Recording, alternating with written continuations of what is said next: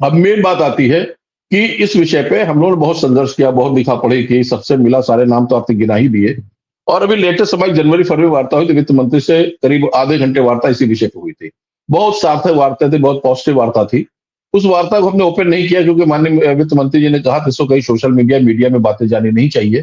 तो अपने कुछ खास लोग मैंने बातें फोटो दी थी और मैंने किसी को ओपन नहीं किया था। उसका कारण था जब मुझसे मैंने ये बात की, हमारे जो प्रतिनिधिमंडल था 6-7 लोग, इसी 2004 बैच के, तो माननीय वित्त मंत्री जी ने कहा भाई मैं भी इसके पक्ष में हूं, मगर ये नीतिगत मामला है। तो मैंने माननीय मंत्री जी से कहा कि माननीय मंत्री जी नीतिगत मामला है, नीति तो आप ही को बनानी है, आप ही नीति बनाओगे। तो बोले कि हाँ हम इसको देखते हैं, मैं भी इसके पक्ष में हूँ। और फिर चलते चलते उन्होंने कहा कि देखो ये थोड़ा सा इसमें संख्या ज्यादा है और इसके लिए थोड़ा सा माननीय मुख्यमंत्री जी से थोड़ा सा इस विषय में हमको चर्चा करनी पड़ेगी और निश्चित मानिए हम इसके पक्ष में हैं और इसमें आपको लाभ होगा। हम लोग बहुत प्रसन्न थे।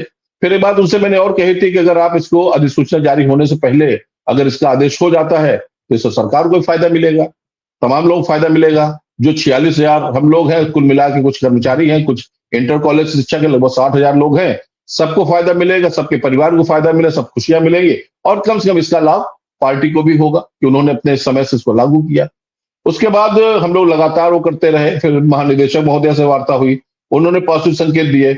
उसके बाद हम लोग की 11 मार्च को वार्ता हुई थी जो धरने में S4 के साथ, उसमें भी मैंने अलग से प्रत्यावेदन अपर मुख्य सचिव को मैंने दिया और उनसे मैंने अनुरोध किया इस बात को लेके कि सर ऐसा। तो उन्होंने जब देखा उन्होंने एक बात कहा कि तो हमने सब फाइनल करके भेज दिया है, पता नहीं क्या कारण है जिसको अभी तक रोके रखा गया है। फिर जो हमने पत्र दिया उसके ऊपर हमने कहा सर इसके ऊपर एक बार फिर रिमाइंडर भेज दीजिए, हो सकता है कहीं दबा रह गया हो तो फिर वो हो जाए। फिर उन्होंने तत्काल अपने जो भी सचिव उनके अंडर में आते हैं उनको आदेश दिया, इस पे लेटर बना के भेज दो। इतना सब करने के बाद भी या 2 या 3 दिन बाद अधिसूचना जारी हो गई और हम लोग जितना भाग दौड़ किए थे, हर बार मैं आपके चैनल में यही बताता था कि इसमें हो सकता है कुछ इनके लोगों ने समझाया हो कि 27 का इलेक्शन है उससे पहले, मगर जो स्थितियां इस लोकसभा चुनाव के बाद बनी और जो स्थितियां हम आप देख रहे हैं, इन स्थितियों के कारण जो भी इस समय फटाफट फैसले लिए जा रहे हैं उसमें एक कैबिनेट में पास हुआ फैसला ये भी है।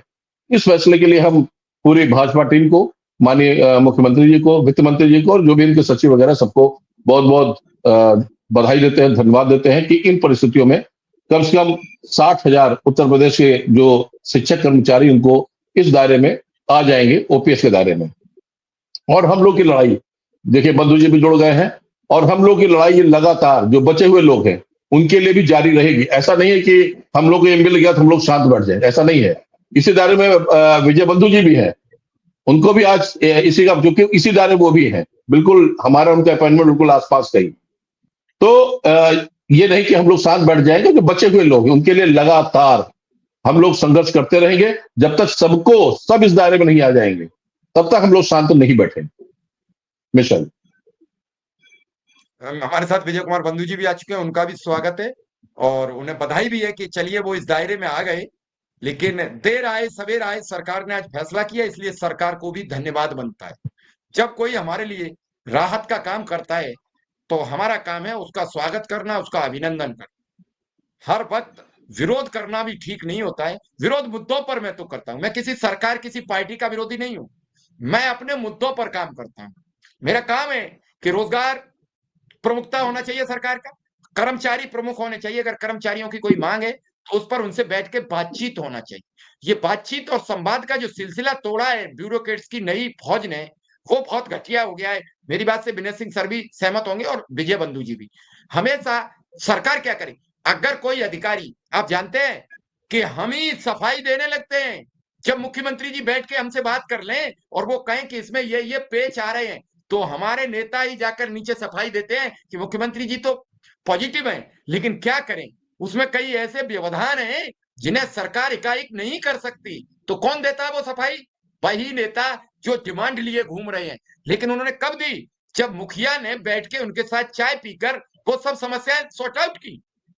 ये आज ब्यूरोक्रेट्स ने बदल दिया। इससे पहले क्या होता था, जब खास करके शिक्षक समाज अपना कोई धरना प्रदर्शन आंदोलन करता था तो मुख्यमंत्री जी से बात हो जाती थी, वो चंद लोग आके नीचे समझा देते थे, रुकिए थोड़ा समय आने दो, न्याय मिल जाएगा। विजय बंधु जी, बधाई, आपकी मुहिम रंग लाई और इसके लिए आपको बहुत बहुत बधाई और हार्दिक अभिनंदन। नमस्कार, आप सब जितने भी शिक्षा मित्र साथी हैं, आप सभी के मानदेय वृद्धि को लेकर, नियमितीकरण को लेकर, आप सभी की जो बैठक हुई थी उसको लेकर आप सभी के प्रदेश अध्यक्ष शिव कुमार शुक्ला जी का एक बड़ा बयान आप सभी के लिए आ रहा है, जो काफ़ी ज़्यादा महत्वपूर्ण है। इसलिए वीडियो को पूरा ज़रूर देखें और अगर वीडियो अच्छी लगे तो वीडियो को लाइक कर चैनल को सब्सक्राइब कर लें। तो कौन देता है वो सफाई?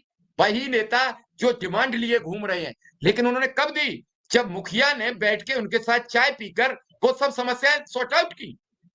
ये आज ब्यूरोक्रेट्स ने बदल दिया। इससे पहले क्या होता था, जब खास करके शिक्षक समाज अपना कोई धरना प्रदर्शन आंदोलन करता था तो मुख्यमंत्री जी से बात हो जाती थी, वो चंद लोग आके नीचे समझा देते थे, रुकिए थोड़ा समय आने दो, न्याय मिल जाएगा। विजय बंधु जी, बधाई, आपकी मुहिम रंग लाई और इसके लिए आपको बहुत बहुत बधाई और हार्दिक अभिनंदन। मुख्यमंत्री जी को अभिनंदन। क्या कहेंगे आज इस खुशी के पर्व पर? देखिए, सबसे पहले तो मैं उत्तर प्रदेश सरकार और माननीय मुख्यमंत्री जी का तहे दिल से शुक्रिया देता हूँ, धन्यवाद करता हूँ। और लोकतंत्र में एक मुख्यमंत्री हमारा अभिभावक होता है, प्रदेश का मुख्यमंत्री अभिभावक है, प्रदेश भर के कर्मचारियों का या जनता का, सभी नागरिकों का, और मुख्यमंत्री से उम्मीद रहती है। आज माननीय मुख्यमंत्री जी ने एक सही निर्णय लिया है और कैबिनेट से पास किया है 2005 के मामले को। मैं कैबिनेट को भी बधाई देता हूँ, माननीय मुख्यमंत्री देता हूँ। और साथ ही मैं एक उम्मीद भी करता हूं कि ये तो भी 2005 के पहले के जो मामले हैं, विसंगति बस उनका है। लेकिन मैं तो फिर इसी के साथ कहता हूं कि बड़ी विनम्रता से कहता हूं कि माननीय मुख्यमंत्री जी ने आपने सभी के लिए पुरानी पेंशन का पत्र माननीय मनमोहन सिंह जी लिखा था, उस पर भी एक बार विचार करें और उसको भी कैबिनेट के सामने ले आएं और एक बड़ा ऐतिहासिक फैसला अपने हाथों से करें। उत्तर प्रदेश का 15 लाख जो एनपीएस कर्मचारी है, वो भी अपेक्षा कर रहा है कि आपकी कलम से हमारी भी बुढ़ापे की जो अंधेरा है वो छटेगा।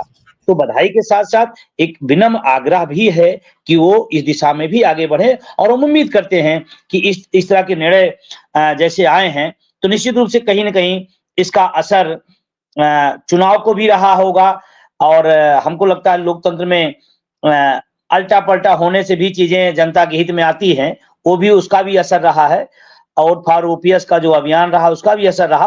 असर जैसे भी रहा हो, जिस तरह से रहा, एक अच्छा कदम है, एक अच्छा निर्णय है। मैं स्वागत करता हूँ। चलिए, हमारे साथ तारकेश्वर साई जी भी है और उनका भी ये जो मेहनत थी वो रंग लाई। मैं तो सभी संघ, सभी इस पेंशन की मुहिम में जिसने जरा सा भी, कहते नहीं है कि जब हवन हो रहा था, जब पूजा हो रही थी, जिसने एक छोटी सी भी आहुति दी है, वो उस यज्ञ का सिपाही होता है, वो उस यज्ञ का यजमान होता है और सारा पाप पुण्य उसको भी उतना ही मिलता है जितना मुख्य यजमान के हिस्से में आता है। तो ऐसे जो संघर्ष होते हैं, ऐसे जो आंदोलन होते हैं, इसमें जितनी उस छोटे से सिपाही की भूमिका है, वही विजय बंधु की भूमिका है। उस सिपाही के कंधे पर ही तो विजय बंधु अपना धरना प्रदर्शन करते हैं। विजय बंधु हमेशा, या विनय सिंह तभी धरना प्रदर्शन सक्षम करा पाते हैं जब वो छोटा सिपाही। तो इस यज्ञ में जो सम्मिलित रहे सबका बहुत बहुत आभार, बहुत बहुत धन्यवाद। और अभी ये मुद्दा सुलझा नहीं है, सब लोग मिलेंगे तो पूरे देश के उन 1 करोड़ शिक्षक कर्मचारियों को ओल्ड पेंशन मिलेगी, जो कई राज्यों में लागू हो चुकी है, कई प्रस्तावित है। लेकिन जो अभी विजय बंधु ने कहा कि इस बार के विखंडित जनादेश से कई कुछ बड़े बड़े काम होंगे, मुझे लगता है कि जल्दी अनुदेशक शिक्षा मित्र के हिस्से में भी कोई न कोई खुशी आएगी, ऐसा अब मुझे अनुमान लगने लगा है। हमारे साथ मैं तो एक बात यही तारकेश्वर कहता साई जी हैं। हूँ जी, मैं तो विजय एक बंधु बात जी। कहता हूँ कि ये जो बहुमत है इस समय लोकसभा में, जो आंकड़े हैं सीटों के, यही सही टाइम है, सही वक्त है और इसी 18वीं लोकसभा की चौखट से पूरे देश के लिए ओपीएस निकलेगा, ऐसा मैं आशा रखता हूँ। नहीं, आज एक और बड़ी बात आपको बता दें कि भाजपा राज्यसभा में अल्पमत में हो गई, क्योंकि उसके 2 बड़े सहयोगी दल आज उसका साथ छोड़कर इंडिया के साथ आ गए। ये एक और बड़ी खबर है और बहुत अच्छा होगा। राज्यसभा में अल्पमत के आने के बाद सरकार दुरुस्त हो जाती है, कोई भी सरकार हो, क्योंकि बीजू जनता दल के 10 राज्यसभा सांसद हैं, 9 मौजूदा हालत में, उनकी सरकार चली गई। भारतीय जनता पार्टी का उन्होंने 10 बार सहयोग किया, अब उन्हें भारतीय जनता पार्टी नहीं हरा के सत्ता में आई, तो आज उन्होंने इंडिया गठबंधन के साथ जाने का ऐलान कर दिया। दूसरा बड़ा दल जिसके पास बड़ी तादाद में लोकसभा सदस्यों की, राज्यसभा सदस्यों की संख्या थी, उस दल का नाम है वाईएसआरसीपी कांग्रेस, यानी जगन रेड्डी।